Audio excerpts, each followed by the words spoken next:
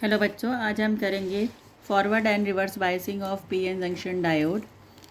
तो forward biasing में हम क्या करते हैं, पीएन जंक्शन डायोड लिया, ट्राइंगल पी होता है और ये एन, पी को पी से कनेक्ट किया और एन को एन से कनेक्ट किया, तो ये हो गई हमारी फॉरवर्ड बायसिंग। और इसको ऐसे भी बना सकते हैं, पी एन, पी को पी से किया और एन को एन से किया। पॉजिटिव ने, ये पॉजिटिव है, ये पॉजिटिव हो गया, इसमें मेजॉरिटी चार्ज कैरियर होल्स होते हैं, होल्स होल को धक्का मारेंगे, रिपल्शन होगी तो टुवर्ड्स दी जंक्शन जाएंगे। नेगेटिव इलेक्ट्रॉन्स, यहाँ टर्मिनल भी नेगेटिव, तो नेगेटिव नेगेटिव को ये भी टुवर्ड्स दी जंक्शन जाएंगे। तो ये फॉरवर्ड बायसिंग होती है।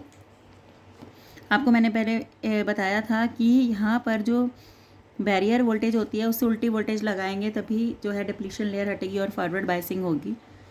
तो अगर इसकी वोल्टेज वी है बैरियर की और इसकी वी है, तो जब उल्टी बैटरी लगाते हैं तो effective voltage V minus V B होती है। करंट जो डिप्लीशन लेयर दी ये हटा देती है, बाहर वाली बैटरी ज़्यादा बड़ी लगाते हैं ताकि ये बैटरी वाली ये वाली वोल्टेज हट जाए, तो धीरे धीरे डिप्लीशन लेयर ख़त्म हो जाती है, थिन होती रहती है और ख़त्म हो जाती है और करंट फ्लो होना शुरू हो जाता है। अगर करंट बढ़ रहा है इसका मतलब रेजिस्टेंस क्या हो रहा है, कम हो रहा है। तो हमने बोला कि इफेक्टिव वोल्टेज जो है, नेट वोल्टेज वो डिक्रीज़ हो गई, ठीक है, क्योंकि हमने बैटरी जो है वोल्टी लगाई थी। फॉरवर्ड बायस में इफेक्टिव वोल्टेज क्या हो गई, डिक्रीज़ हो गई, ठीक है। होल्स और इलेक्ट्रॉन्स दोनों जंक्शन की तरफ चले, डिप्लीशन लेयर डिक्रीज़ हो गई और इफेक्टिव वोल्टेज भी क्या, इफेक्टिव रेजिस्टेंस भी, क्योंकि करंट इंक्रीज़ हो गया तो इफेक्टिव वोल्टेज क्या, रेजिस्टेंस क्या हो गया, डिक्रीज़ हो गया। उल्टा बिल्कुल इससे उल्टा होता है हमारा रिवर्स बायस कंडीशन में। हम रिवर्स में ये P है, ये N है, P को N से कनेक्ट कर देते हैं और N को P से कनेक्ट कर देते हैं। तो जब हम इसको इस तरह से भी बना सकते हैं, P को N से और N को P से। तो ये हमारे बीच में डिप्लीशन लेयर है, नेगेटिव पॉजिटिव को अट्रैक्ट कर लेगा और पॉजिटिव नेगेटिव को अट्रैक्ट कर लेगा, बीच में से करंट पास नहीं होगा और डिप्लीशन लेयर बढ़ती जाएगी। तो इसके अंदर करंट पास नहीं होता रिवर्स बायसिंग में, वोल्टेज इंक्रीज़ होती है, क्योंकि हम जिस डायरेक्शन में हमारी ये बैरियर होती है उसी डायरेक्शन में हम ये वाली बाहर वाली भी लगा देते हैं। तो वोल्टेज वी बी और वी क्या हो जाती हैं, ऐड, मतलब इफेक्टिव जो है हमारी वोल्टेज वो इंक्रीज़ हो गई, नेट वोल्टेज इंक्रीज़ हो गई, ठीक है। करंट पास नहीं हुआ तो रेजिस्टेंस क्या हो गया, इंक्रीज़ हो गया। ये सब बातें हमें पता होनी चाहिए। और इसके अंडर डिप्लीशन लेयर क्या हो जाती है, बढ़ जाती है। अब हम एक सर्किट डायग्राम बनाएंगे जिसमें हम क्या करेंगे, इसको पहले फॉरवर्ड बायस करना सीखते हैं। फॉरवर्ड बायस मतलब P से P को कनेक्ट किया, N से N को कनेक्ट किया हमने। आपने यहाँ पर पोटेंशियल डिवाइडर अरेंजमेंट लगाई, क्योंकि हम लगातार वोल्टेज जो है वो चेंज करना चाह रहे हैं, तो उसके लिए वोल्टेज चेंज करने के लिए आप पोटेंशियल डिवाइडर अरेंजमेंट लगाते हैं। वोल्ट मीटर हमेशा पैरेलल में लगता है और एमीटर हमेशा सीरीज़ में लगता है। तो आपने सीरीज़ में लगाया, देखो इसका एक एंड इसमें जा रहा है, दूसरा एंड कहीं और जा रहा है, तो ये हमारा एमीटर सीरीज़ में लग गया और वोल्ट मीटर पैरेलल में लग गया। हमने इसकी वी आई करेक्टरिस्टिक्स कर रखी है। जब तक डिप्लीशन लेयर रहेगी, फॉरवर्ड बायसिंग की केस की करेक्टरिस्टिक्स हैं, जब तक रहेंगी तब तक कोई करंट पास नहीं होगा। ये हल्का सा करंट क्यों दिखा रहे हैं, ये हम माइनॉरिटी चार्ज कैरियर, क्योंकि ये माइनॉरिटी चार्ज कैरियर की वजह से हम ये रिवर्स लीकेज करंट दिखाते हैं। और उसके बाद जब डिप्लीशन लेयर बिल्कुल हट जाती है, कट इन के बाद एकदम से करंट क्या हो जाता है, इंक्रीज़। ये हम पहले भी समझ चुके हैं। अब ये है हमारी रिवर्स की। रिवर्स में क्या होता है, जैसे जैसे हम वोल्टेज को इंक्रीज़ करते हैं, जैसे जैसे हम वोल्टेज को इंक्रीज़ करते हैं, ये वोल्टेज है और ये करंट है, करंट इंक्रीज़ नहीं होता।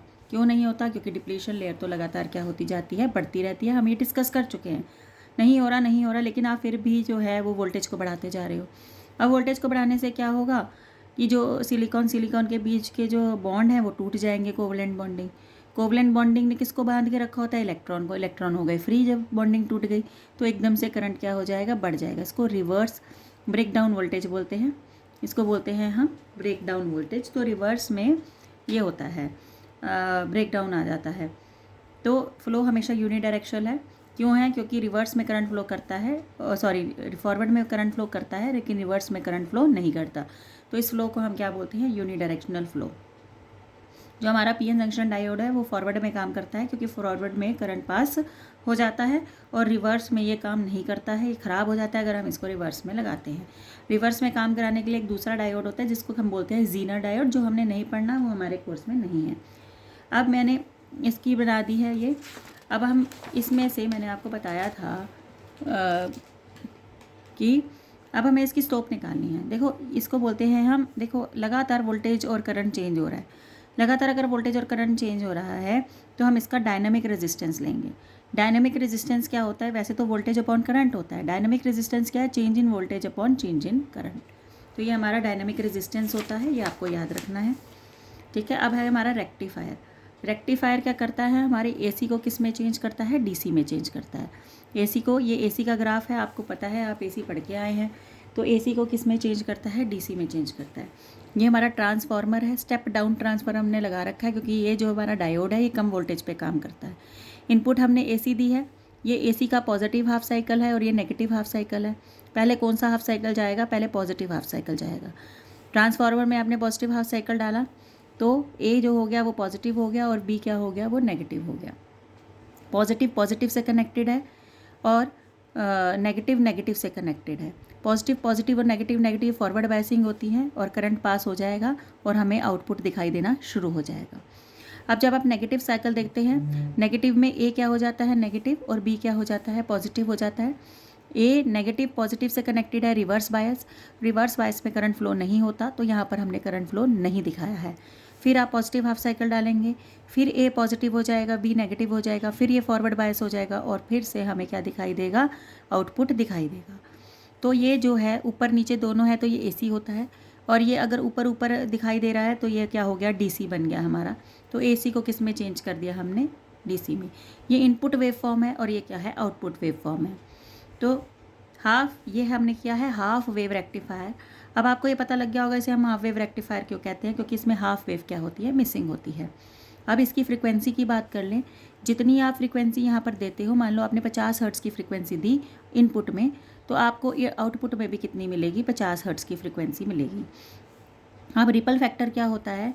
रिपल फैक्टर होता है कि इस डीसी में अभी भी एसी का पार्ट है। कितना पार्ट है? उसे रिपल फैक्टर कहते हैं। जो हाफ वेव रेक्टिफायर का रिपल फैक्टर होता है 1.41, ये आप याद रखेंगे, 1.41 रिपल फैक्टर होता है। अब हम आ जाते हैं फुल वेव रेक्टिफायर पे। फुल वेव रेक्टिफायर में बाकी सब कुछ सेम है, ये ट्रांसफार्मर सेम है। ट्रांसफार्मर यहाँ पर हमने एक डायोड की जगह 2 डायोड लगाए हैं और आउटपुट लेने के लिए हमने लोड रेजिस्टेंस लगाया है। जब हम पॉजिटिव हाफ साइकिल देते हैं तो ट्रांसफार्मर के थ्रू ए पॉजिटिव हो जाता है और बी नेगेटिव हो जाता है। पी से कनेक्टेड है। अगर पी से कनेक्टेड है तो ये कौन सी बायसिंग हो गई? D1 की फॉरवर्ड बायसिंग हो गई। पी एन से कनेक्टेड है तो ये रिवर्स हो गई। करंट फ्लो होगा, लेकिन किसके कारण होगा? D1 के कारण होगा। अब आप नेगेटिव हाफ साइकिल देते हैं। नेगेटिव हाफ साइकिल में ऊपर वाला नेगेटिव हो गया, अब नीचे वाला पॉजिटिव हो गया। नेगेटिव पॉजिटिव से कनेक्टेड है तो ये रिवर्स बायसिंग हो गई, इसमें से करंट फ्लो नहीं होगा। अब पॉजिटिव पॉजिटिव से कनेक्टेड है, इसमें से करंट फ्लो होगा। अब हमें फिर से आउटपुट मिली, लेकिन हमें आउटपुट किसकी वजह से मिली? D2 की वजह से। फिर हम पॉजिटिव हाफ साइकिल डालेंगे, फिर से हमें D1 की वजह से आउटपुट मिलेगा, फिर D2 की वजह से आउटपुट मिलता रहेगा। एक बारी D1 की, एक बारी D2 की वजह से। तो ये फुल साइकिल बनी, इसे कहते हैं फुल वेव रेक्टिफायर। ये इनपुट है और ये क्या है? आउटपुट। फ्रीक्वेंसी अगर आप 50 हर्ट्ज़ इनपुट की देते हैं तो आउटपुट में आपको कितनी मिलती है? 100 हर्ट्ज़ की मिलती है, डबल हो जाती है। और इसका रिपल फैक्टर जो है वो होता है 0.482। ये आप याद रखेंगे। यहाँ पर चैप्टर ख़त्म हो गया सेमीकंडक्टर।